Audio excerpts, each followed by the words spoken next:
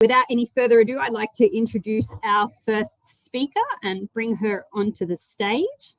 So our first speaker is Anna Saylor from EOS. And hopefully she will join. Hi, Erin. Hi, Anna. How are you doing? Good. How are you? I'm well, thank you. Would you like to share your screen and start your presentation when you feel ready? Yes, I would love to. Just to Let's. mention, everyone, Anna's going to be talking to us about the myths and facts about support 3 LPBF metal printing. So very excited to hear that. My background is also in LPBF of titanium alloys for implants. So take it away, Anna. Thank you. Great. Thanks, Erin. Can you see my screen here? I'll take that as a yes. Okay. Yep. So, I will. Hopefully, this will continue going here while I present. So yeah, thanks, Erin, so much for the quick introduction. And good morning, good evening to everybody that is here. I'm super excited to be presenting today about support-free building in metal powder bed fusion.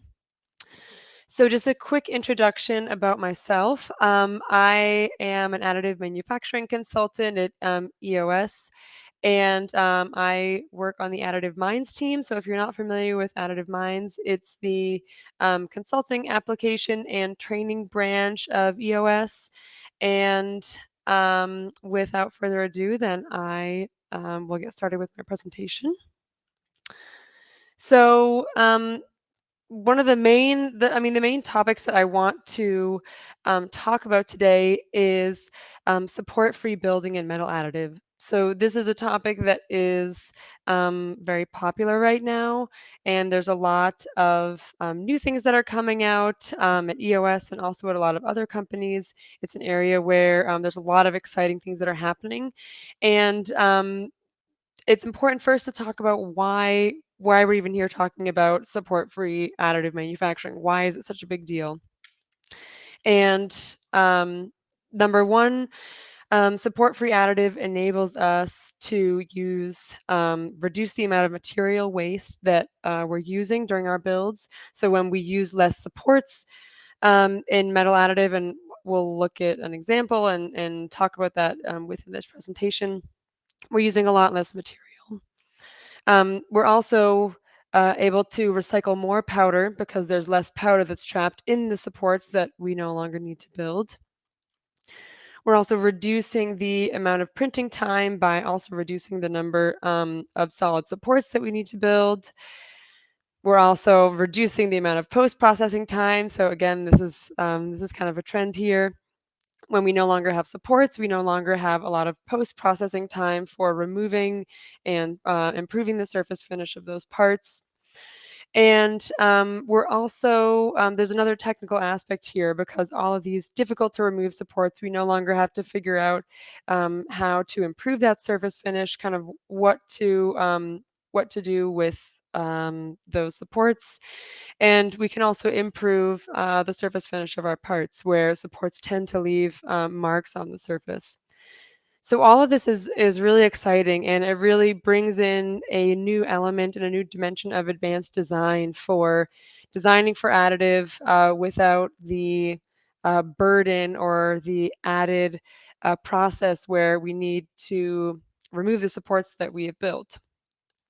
So it's not so easy as just throwing our parts into a machine without supports now. And what I want to talk about before and kind of back up a little bit is talk about why do we even need supports in the first place. So before we can talk about how we can remove all the supports and print without these parts, we need to talk about why we even have them in the first place. And the first reason for that is pretty basic. It's physics. So there's this extremely complicated process that we're doing when we're building in our powder bed fusion machine. There's all of these really complicated processes that are going on, and supports help enable building these complex parts. So if we look at our a part here, this part in white is our is the part we're trying to build. These orange parts here are our supports that are connecting the part to the platform. The first thing that our supports are doing are compensating for the forces of our recoder blade that's moving across our part. So in powder bed fusion, we're building up our part in layers, and we're selectively melting the powder that's being dragged over by the recoder blade. We're also increasing the amount of heat dissipation that can move through the supports into the bottom of our platform, into this heat sink that is our platform. So supports help avoid overheating in our parts, and also because of this can improve surface quality and uniformity and the microstructure in our parts. The supports also counteract internal stresses. So this might be, unless you've built parts in powder bed fusion before, this might be contrary to what you would expect. But in metal additive, there's a tendency for our parts to, that's called the potato chip effect, for our parts to kind of flip up and run a risk of making contact with our recoder blade because of the internal stresses that are building up as we go from a melting process to a solidification and over in these thin layers. They also support parts that have steep downward facing areas and overhangs. This is also related to heat dissipation. And finally, they're physically attaching our parts to the build platform. So it's easy to underestimate the benefit and the effect that all that supports can have on our parts. But each of these, let's say, aspects of supports are important in incorporating when we're designing with supports. So I'm going to take this a little bit further, and we're going to have a really quick Mythbusters session for metal additive supports. So again, before we can talk about support free for additive, we need to understand why our support's important. So we figured out what we need supports for and what their purpose is, but let's take this a little further. Okay, so the first myth here is the standard support parameters that I'm working with, either in my process parameters or that are developed in, let's say, a program like Magics, are perfect and will work for all of my additive materials. The reality is that you should probably optimize your support structures based on the geometry and the material that we're using. So let's say you're working at a facility and you switch your aluminum process to a titanium process, and you already have an STL file with some giveaway coupons, you have the support file, and you throw everything in there and try to run your machine. Well, if you don't consider the different material aspects of titanium that has generally incurs much higher internal stresses in the part, you may end up being a little disappointed in your first build. So if we look just at this image here, so these are the identical parts that were built in Inconel on the top and in stainless steel on the bottom. And even though we're not looking at supports in this example, you can see the large difference between the Inconel that's building at a very low angle at 15 degrees and the stainless steel that's building at a low angle. So you can imagine that if you had designed a part in stainless steel without supports at such a low angle and then tried to build an Inconel, you would be very disappointed. And in the same way, the supports that we're designing are dependent on the material properties, which is important to keep in mind.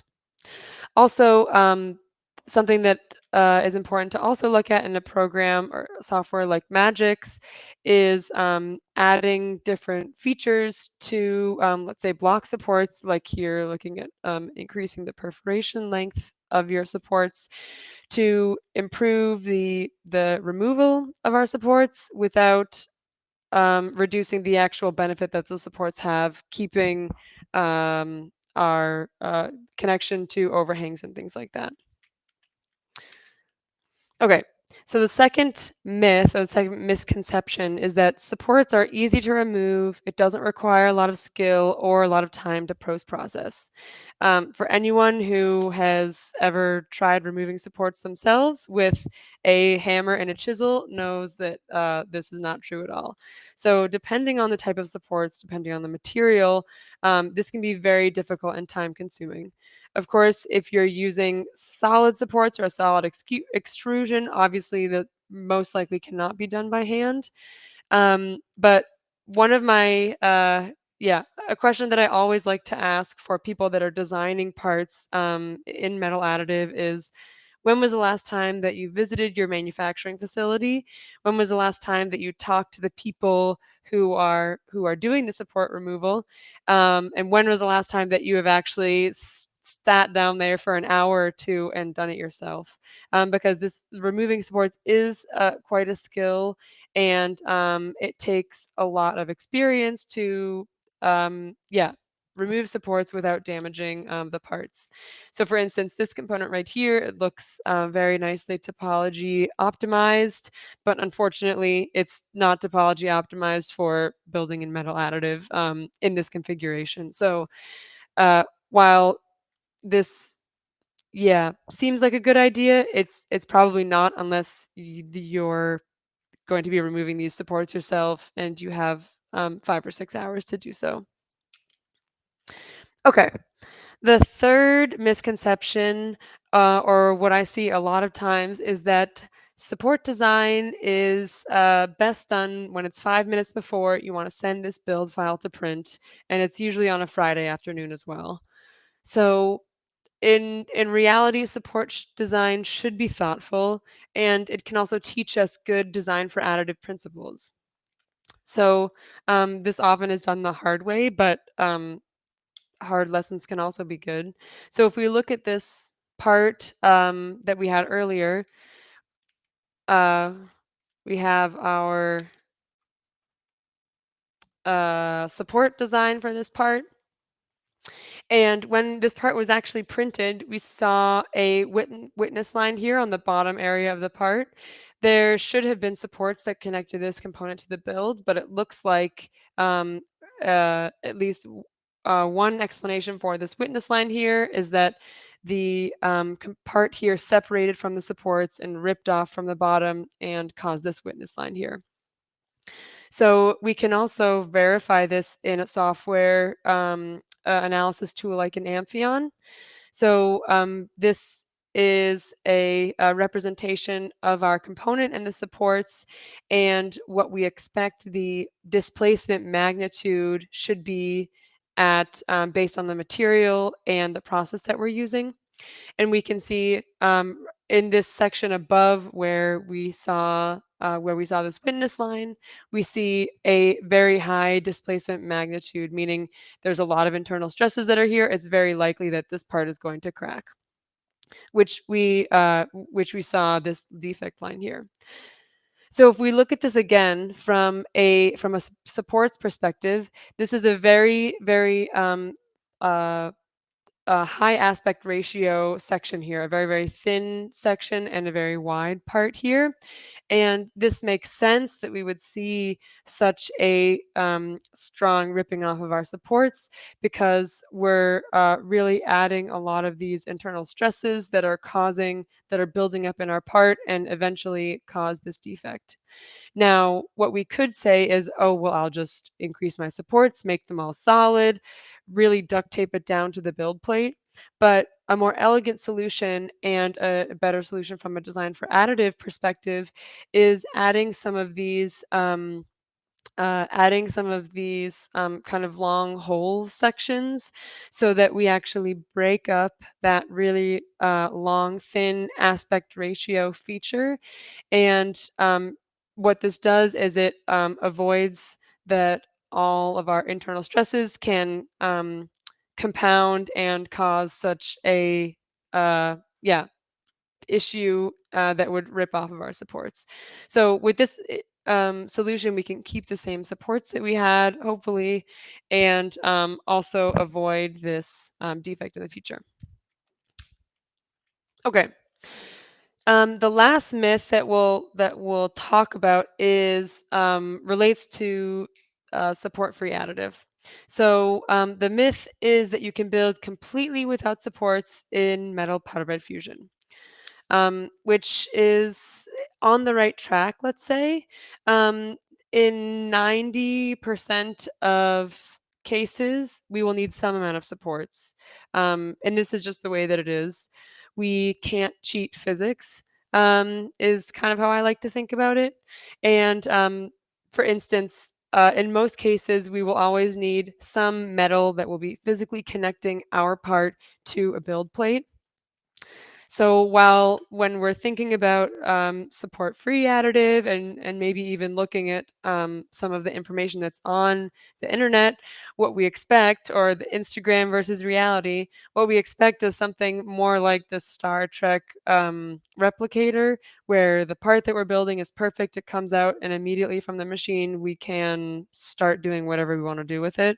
But unfortunately, or as it is the case, the reality is a little bit different than that. So the approach that EOS is taking to support free is identifying the main areas where we can avoid supports or where we can remove supports, and then finding ways to reduce those. And so we will go through those right now. So revisiting our support diagram here, EOS is looking at a couple of these different processes to avoid supports. And one of these is developing processes that enable low angle buildability. And so these are what I would call out of the box or plug and play processes. So just as you can develop a process for a specific application. These are process parameters that can be sent to your machine and don't require any sort of closed loop or machine learning. And what these do is enable a reduction of the supports. And actually, it's a little bit counterintuitive, but the process that this uses a high energy downskin. So rather than decreasing the energy as you would expect for an overhang area, a high energy downskin actually creates a larger but more stable melt pool. And this really helps when building overhangs over loose powder. And as you can see from this impeller here, the actual supports that are connecting the part to the build plate are modified to be solid pillar sections, whereas the internal supports were completely removed with this process. So the benefit of this is that it's a process parameter that that people can develop on their own machines with the materials that people have. And this also doesn't increase the amount of time to build these parts, which is really valuable.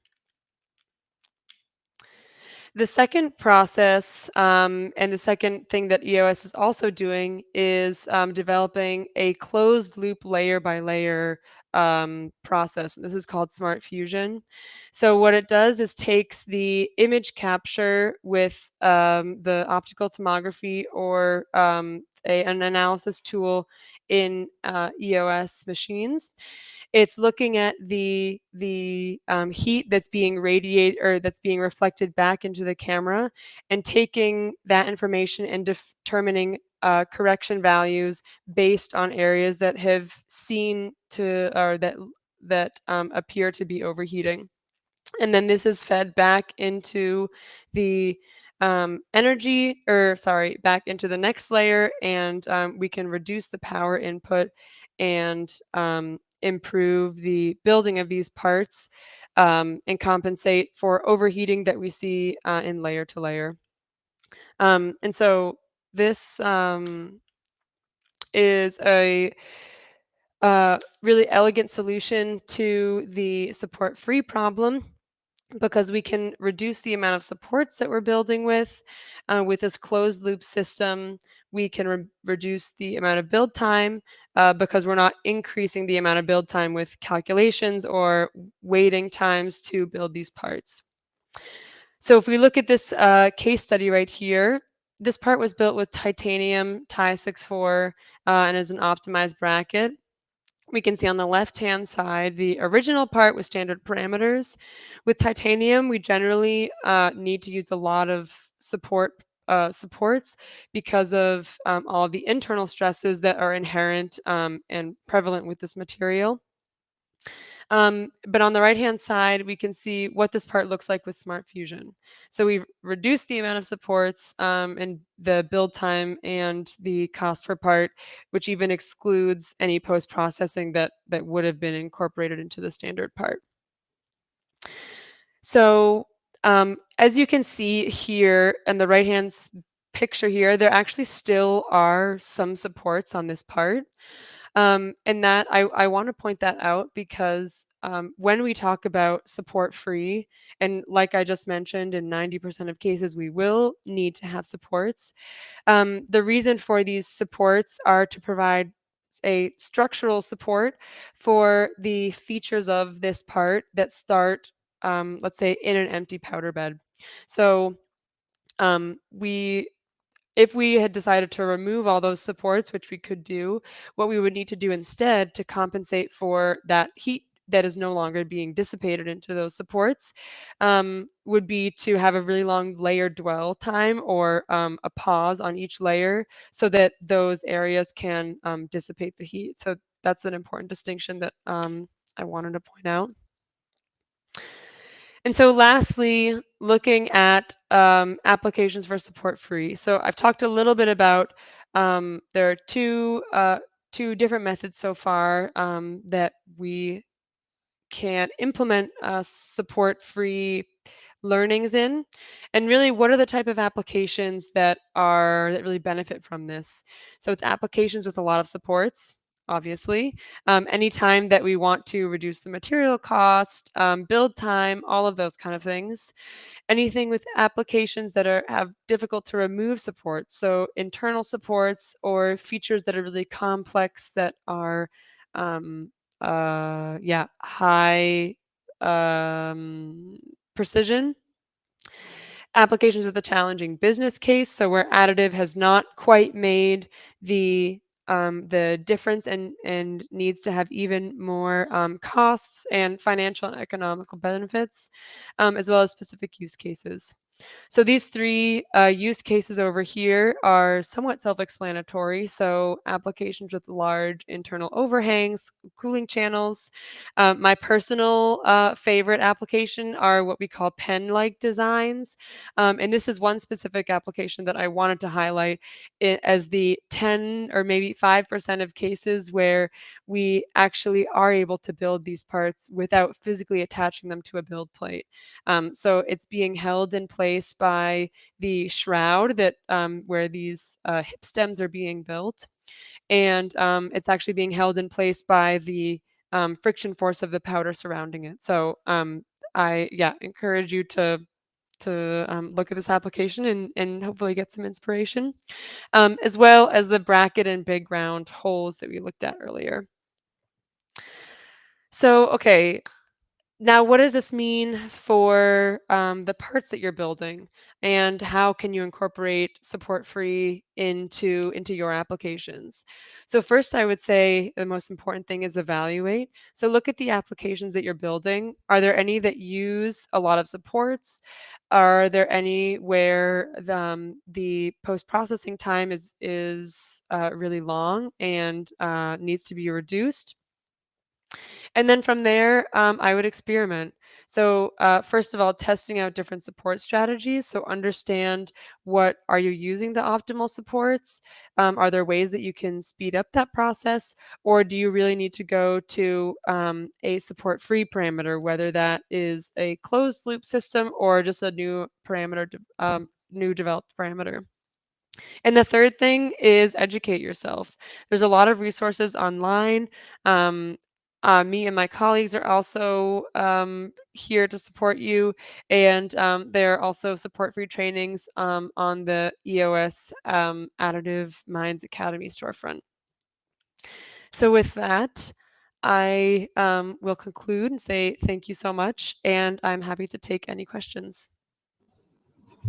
Fantastic. Thank you so much, Anna. That was really interesting. I've had a lot of experience in trying to hammer and chisel and then file titanium supports off titanium implants with curved surfaces. So I completely, really, honestly, I'm really excited about this shroud support that you seem to be able to make to create an unsupported part. That's super, super cool. But I will jump to the questions in the Q&A. The first question is about, I guess, learning how to do support design.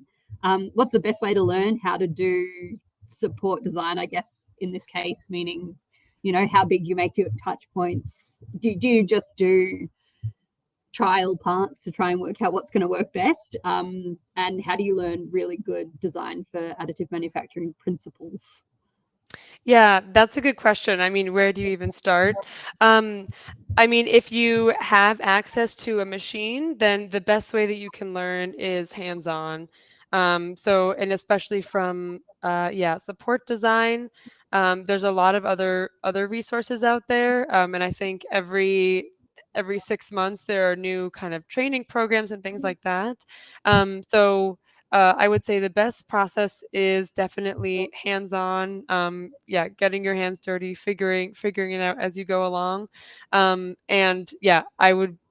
Since I do work at EOS, we have a lot of online training programs, as well as yeah, in-person training programs as well. So I definitely have to add that plug there.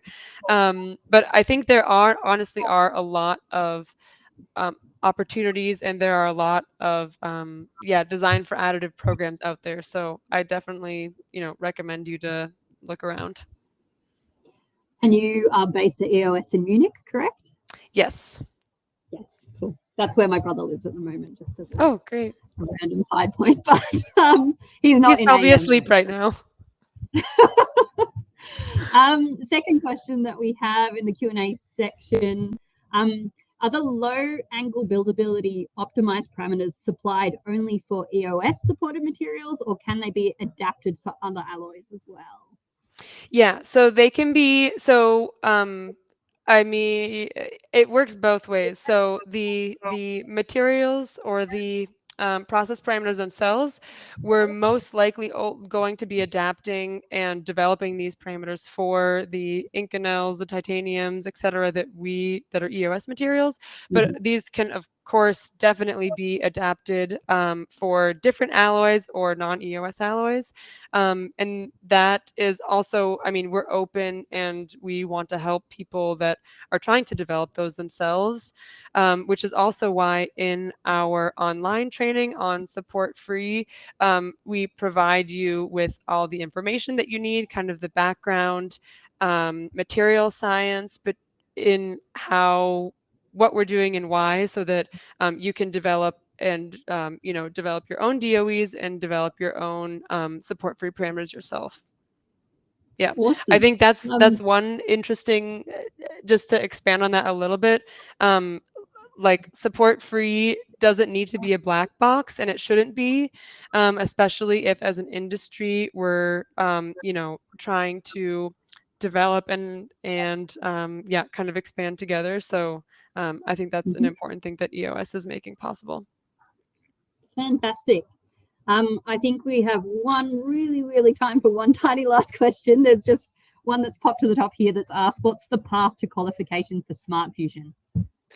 That is a very good question. One, and also a question that yeah, medical customers and aerospace customers in particular are very interested in. And I think I would say I don't have the answer to that right now, but in terms of the type of parts we're building and the um, let's say the controller that is doing the closed loop process, I believe that it's possible to, let's say, qualify the controller response and the process that the, let's say, controller is creating in the powder bed. So yeah, I think that is kind of the way that we're going with qualification. Beautiful. Thank you so much. I feel like that's going to help a few people out in industry out there.